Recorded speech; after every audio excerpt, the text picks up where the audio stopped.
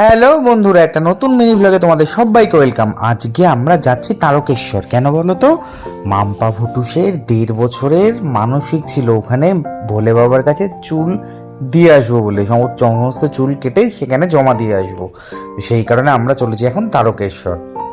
সুন্দর দৃশ্য দেখতে দেখতে আমি গাড়ি ড্রাইভ করতে করতে নিয়ে চলেছি সবাইকে মিলে তারকেশ্বর। আমি গেছি, আমার শাশুড়ি মা রাই আর মাম্পা ফুটুস। এই দেখো আমরা পৌঁছে গেছি তারকেশ্বরে। পৌঁছে গিয়ে একটা হোটেলে নিয়ে নিয়েছি সেখানে থাকার জন্য। থাকা মানে 3-4 ঘন্টা থাকা আর কি, কারণ একটু তো রেস্ট নিতে হয়। মাম্পা ফুটুস আছে, মেয়েরা আছে, সেই কারণে একটা রুম নিতে হয়েছে।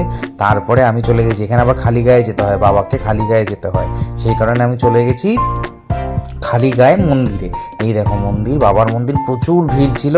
তারপর মাম্পা পুটুসকে নিয়ে বসিয়ে ফেলা হলো চুল কাটাতে। ও কিন্তু কার্টুন দেখতে দেখতে চুল কাটছিল, খুব একটা কাঁদেনি, শেষের দিকে একটু কেঁদেছিল যখন একদম দেখতে পাচ্ছিল যে চুলগুলো একদম পড়ছে, একদম মাঝকে